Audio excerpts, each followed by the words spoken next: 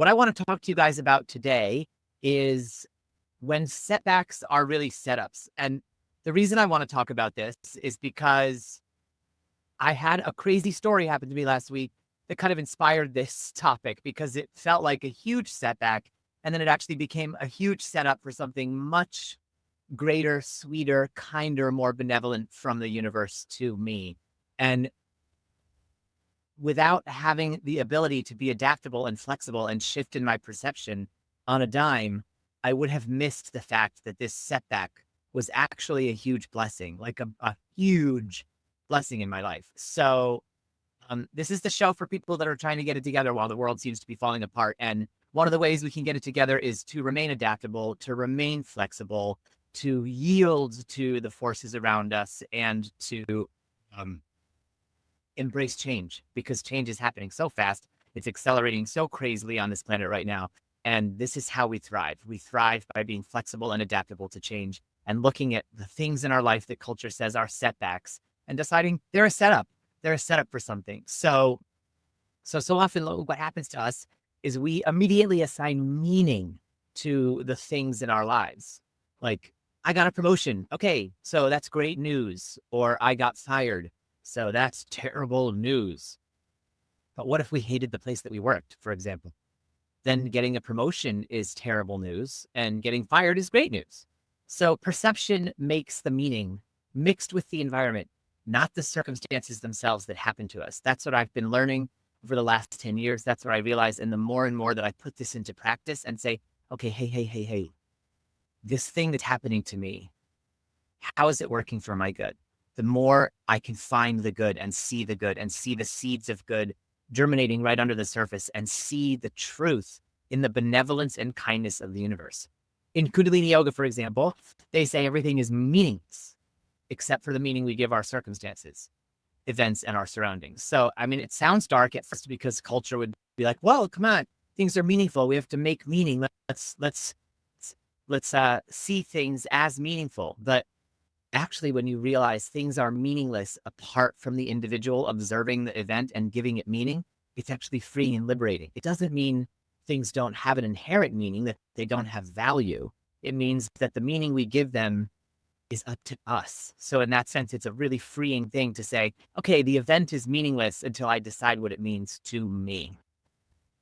There's a whole branch of psychotherapy that I'm learning about now in my clinical mental health counseling program. And it's called existential therapy, which I love because I'm a philosopher at heart. Like, I love philosophy, all of that stuff. And it states that while life is meaningful in and of itself, there is not meaning assigned to anything, and that individuals imbue their circumstances with the meanings they choose, whether consciously or unconsciously. So now we have a branch of psychotherapy validating what's talked about in Kundalini Yoga, validating what I've experienced in my own life. So for me, this is how I start to see things now. And if you know from last week, I'm not going to say I'm certain about any of this, but I'm going to say we sort of choose our belief system. And if you're choosing one that you're equally uncertain of that is disempowering, why not try one that's empowering on for size and just see what happens then? So this is important because we can choose to see what culture calls a setback as a setup for something much greater, much more in line with who we are and what we want out of life. So, like, for example, when you look at a person in your life who gets offended by someone's callousness, but someone else just lets it roll off their back, you can see that on some level, we imbue the circumstances with meaning. They don't have meaning in and of themselves without our interpretation. Otherwise, we would all react exactly the same way to every single thing at the same time, always. And we'd be like little robots. It'd be boring to be alive. So sometimes it doesn't feel like we can choose our meaning when there's trauma patterns underneath or practice patterns of behavior. But in uncovering those patterns and bringing them into awareness, we regain the power of our choice, and it will start to seem more and more self-evident to us that we get to choose. It's not that we are choosing in the moment when things feel out of our control and that we're suddenly to blame. It's that we get to reclaim the power of our choice, and then we get agency. This is not about blame. Blame doesn't enter into a conversation like this. That's, again, culture trying to say, like, well, if it's not this way, it's this way. So are you saying we're blaming people? No, of course not. Not at all. I'm saying we can overcome the trappings of our habitual patterns and choose a better way to be.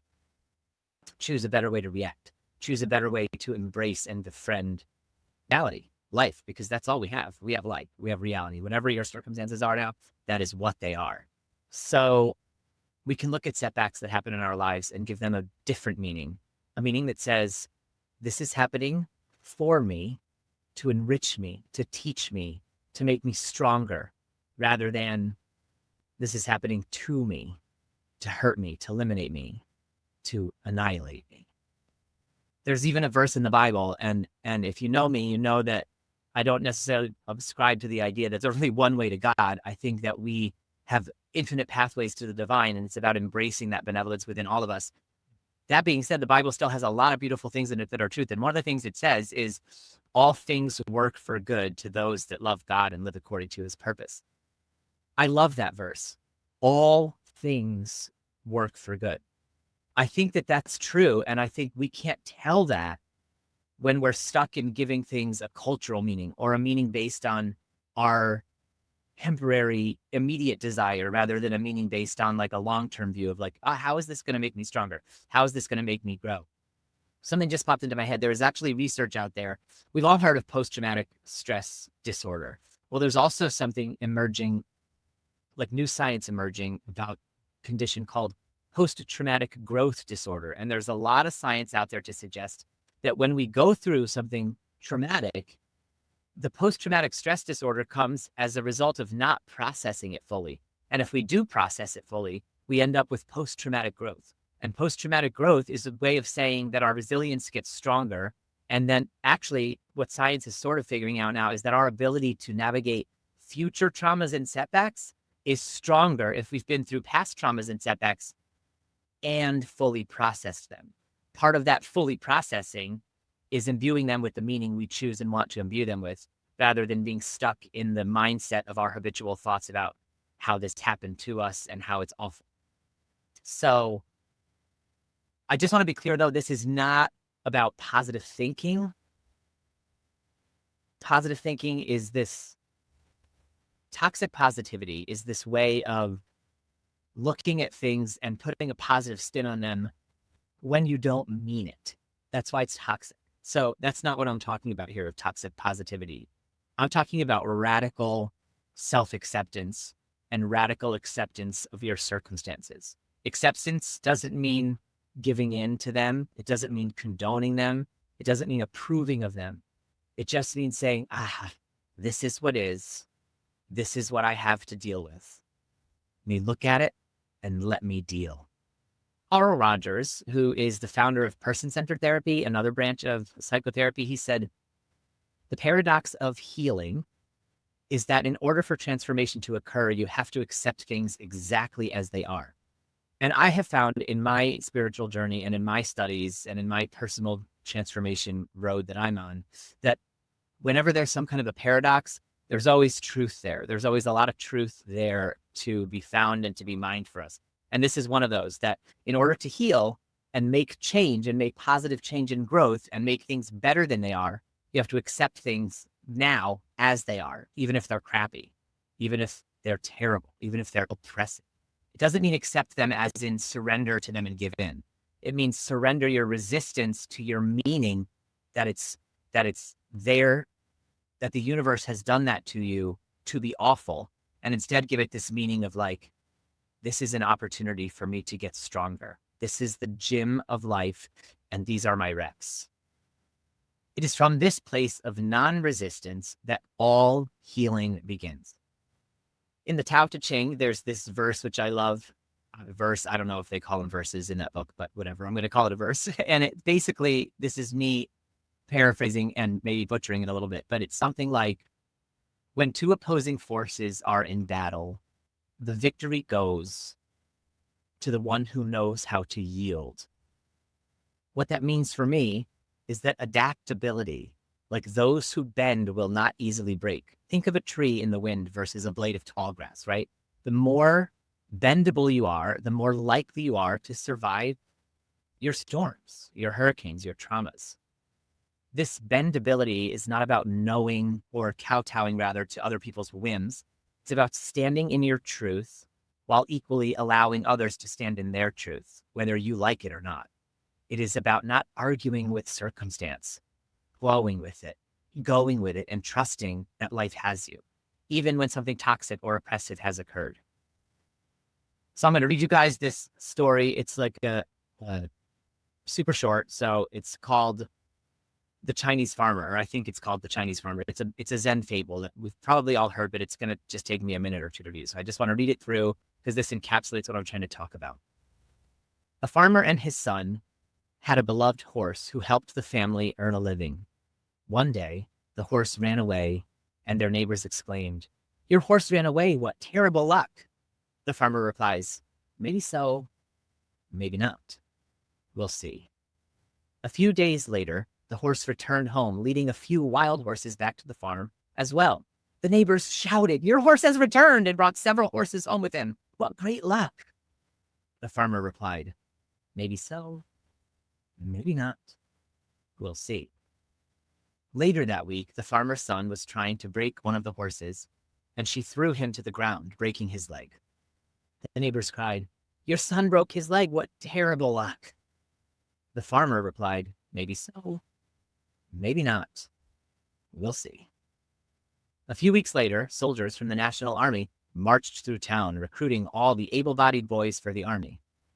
They did not take the farmer's son because he had a broken leg. The neighbors shouted, "Your boy is spared. What tremendous luck." To which the farmer replied, "Maybe so, maybe not. We'll see." So the idea behind this story is that we can look at life circumstances the way the neighbors did and say, this one's good luck, this one's bad luck, this one's good luck, this one's bad luck. Or we can look at them in the way the Chinese farmer did and say, the circumstance is meaningless, and I can decide the meaning I give it. Or I can wait and see and just flow and trust and let the universe guide me.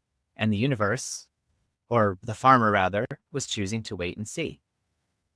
So I have a "we'll see" story for you guys, which is what brought this topic up. And I want to share this with you because it's sort of hilarious, makes me look kind of like an idiot, but it is what it is. This is the way to have a non-resistant stance to the stupid things that happen to you, or even sometimes terrible things that happen to you, and turn your setbacks into a setup. So I was supposed to go to Mexico last week to visit an old friend of mine who I knew back in California. Oh, before that, I pick oracle cards with my niece every once in a while. She's 8 years old, and she'll just once in a while, she'll be like, "Can we go downstairs and pick a card?" And, I try to explain that the cards are a way of helping guide you towards your own intuitive truth. And they have a message on them, but the message is one you can give whatever meaning you want to it, just like we're talking about now, and you can interpret it, and you can kind of allow it to inform what's already going on inside you. And so we picked cards on Sunday, a week ago Sunday. I don't remember what her card was, but mine was breach. And it was a picture of this whale, like jumping out of the ocean, like breaching the film of the top of the ocean, like this beautiful, majestic whale. And it said breach. And she goes, "What does it mean?" And I said, "Well, breach can mean like a breakthrough." And I told her, like, what I'm pulling a card for is like about how my trip to Mexico is going to go, what I'm going to learn there, what it's going to be like. Just, tell me a little bit about Mexico, hard deck. And so I got the breach card, and she goes, "What does it mean?" And I said, "Well, sometimes a breach can mean like a breakthrough." And she goes, "Oh, so you're going to have a breakthrough when you go to Mexico." And I was like, "Yeah, I hope so. Exactly. I think you're right. Like, I'm going to have a breakthrough in Mexico. Cool. Like I'll take that."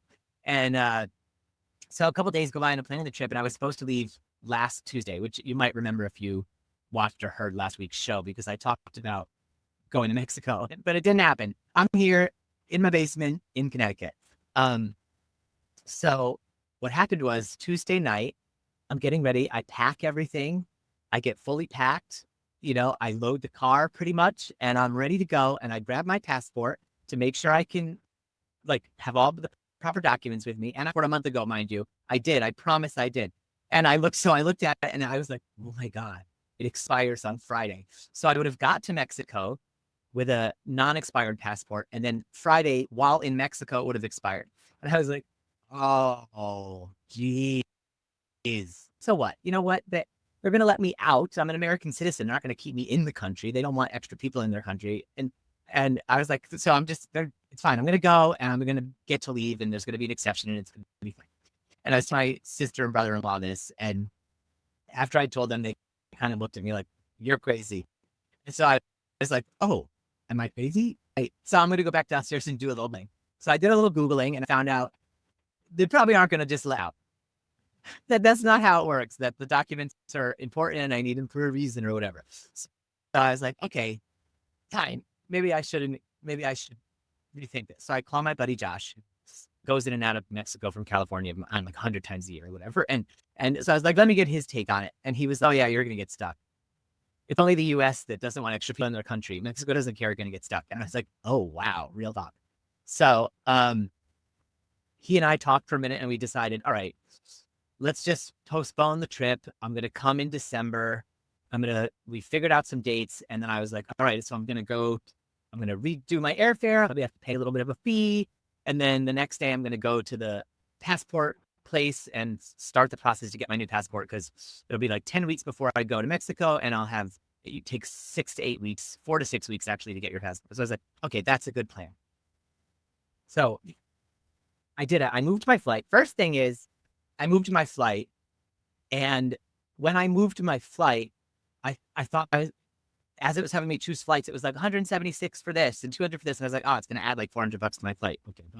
And then once I clicked like submit or whatever, it turned out that was the exact price of the new airfare. And it actually cut my total airfare in half. So now I have a bunch of money in this like JetBlue travel bank to use at another time for another trip to Mexico or somewhere else. Like, first of all, that's unheard of. Like, I've never in my life heard of a time where somebody messes with an airline, cancels last minute, and gets $400 back. But that's what happened. And that was Tuesday night.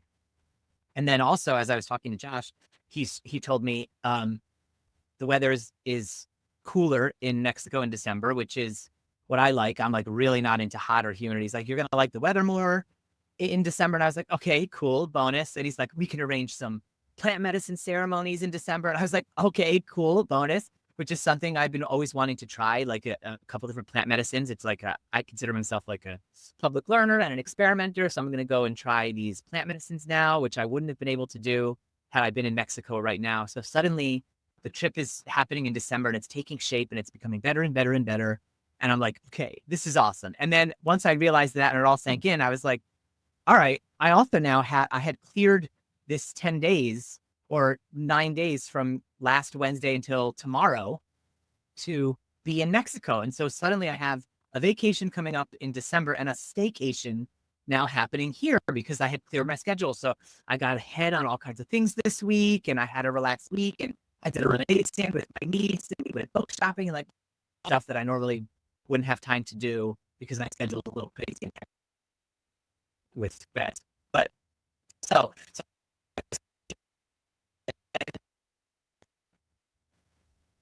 the next day I grabbed my passport again, have it in my pocket. I'm going to leave to go to get the passport process started. And my sister's upstairs and she's just making fun of me a little bit like, oh, I can't believe you did this. And I was like, I know. And I was like, I could swear I had a year left. I could swear that it didn't expire till 2024. And she goes, you mean 2023? And I was like, what? And I rushed over to my bag, pulled out my passport, and I look at it, and it actually expires October 7th of 2023. So it literally wasn't even going to expire, which means I could have gone to Mexico. I could have gone and taken the trip as planned. But so it was a huge setback. And then once I realized all the different ways in which it was going to benefit me, I was like, okay, it's a setup. It's fine. It's a setup. And then when I saw that my passport actually wasn't going to expire, and that for some reason I had tricked my brain to thinking it was 2023, I knew that this was a setup and a gift from the universe. And then also and my buddy Josh said, it's going to be whale season in December. So you'll get to see whales, which then reminded me of the card, the Oracle card. And I was like, oh my gosh, the Oracle card. And then the second meaning of breach popped into my head, which is like when things go backwards. And I was like, oh my gosh. So the Oracle card that my niece helped me choose was talking about not so much having a breakthrough, but about all your plans going haywire and going backwards, but actually how that was a setup. And the picture of the whale on there, when I got my buddy's text about it being whale season, it was just a confirmation for me that this was truly a divinely orchestrated setup. And I'm telling you this story because I know it sounds exceptional, excuse me, but I think all things that happen to us, if we can look at them and we can just find the seed of growth in there, we can decide to handle it adaptably, flexibly, playfully even, we can find the setup in almost any setback. The pandemic for me is a great example of that. I found life coaching and I found mental health counseling and a whole new an adjacent path to my love of screenwriting and film directing. And it's one that I can make happen without so much dumb luck needed to make those bigger dreams come true. So I don't have to be a starving artist. I can be a thriving artist with a business helping people while working on my fantastical dreams rather than being held hostage by them as a bartender or administrator, which is the jobs I used to do in order to stay focused on my screenwriting. But I realized in the pandemic, I love more than one thing. And so while the pandemic was a setback in a lot of ways for society, it also set a lot of people up. And for anyone who wants to look at it with these new eyes, it can be a setup for you too. Whatever you're going through now can be a setup for you too. So I also got one last We'll See story.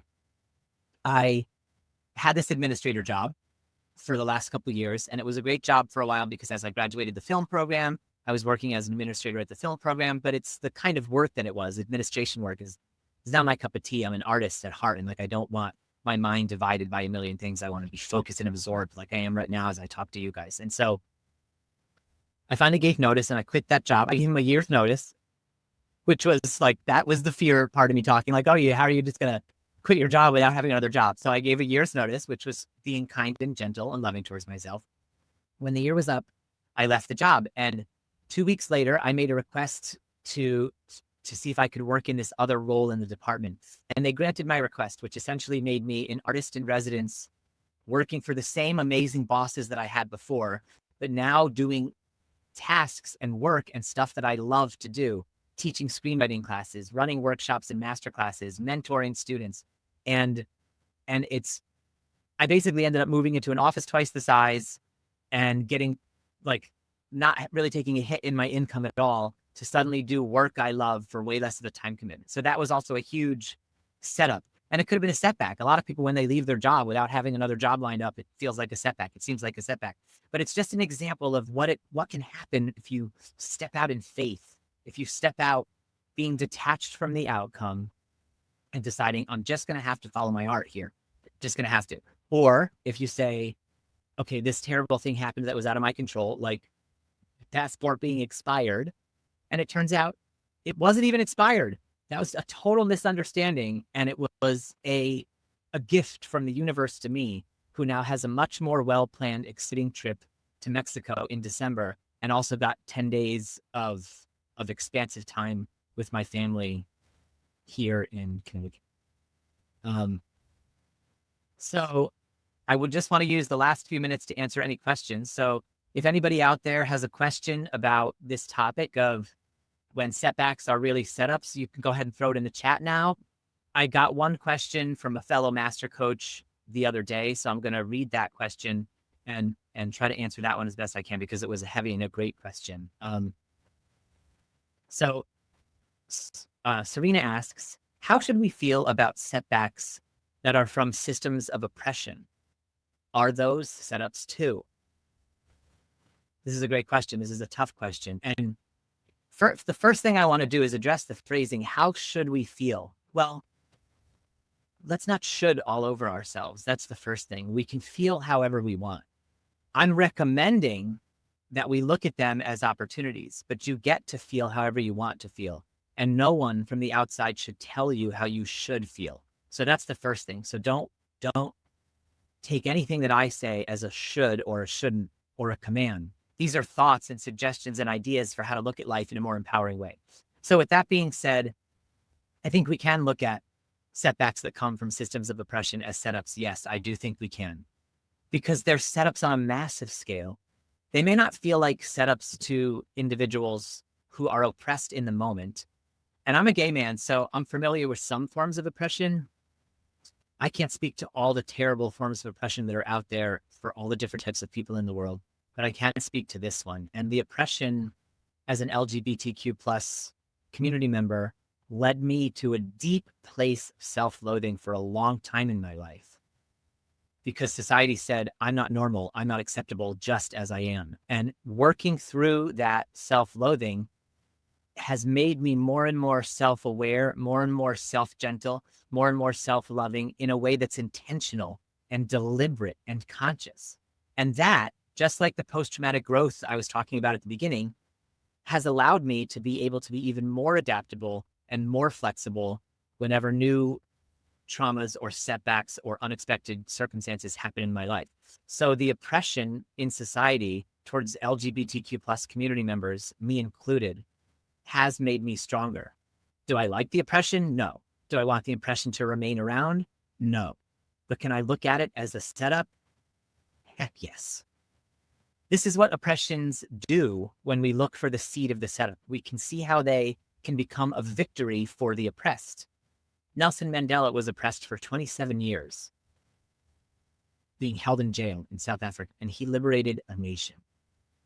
Viktor Frankl was oppressed in concentration camps, and he went on to invent a type of psychotherapy that is still in use today and has liberated countless human beings, all because they refused to look at their setback as just a setback, as just merely a setback, and they chose to look at it as a setup, even though they were deep in the throes of systemic oppression. Oppression is injustice, yeah, and it's awful. But it is, like all other setbacks, our current reality. So we can start asking ourselves, what is the oppressive system that I no longer resonate with setting me up for? How can I use my power and privilege, if that applies to you, to help make it a setup for those directly oppressed? Oppression, like all forms of suffering, is where growth comes from. We as a species have chosen, for whatever reason, up to this point, to grow and learn through oppression. It's a weird choice, an interesting choice, not the choice I would have made, but it is our current reality.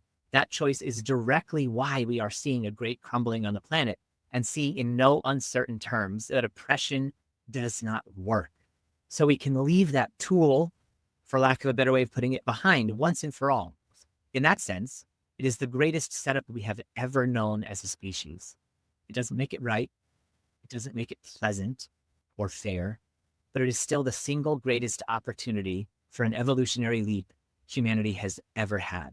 This realization that oppression is flawed, obsolete, and can be finally discarded.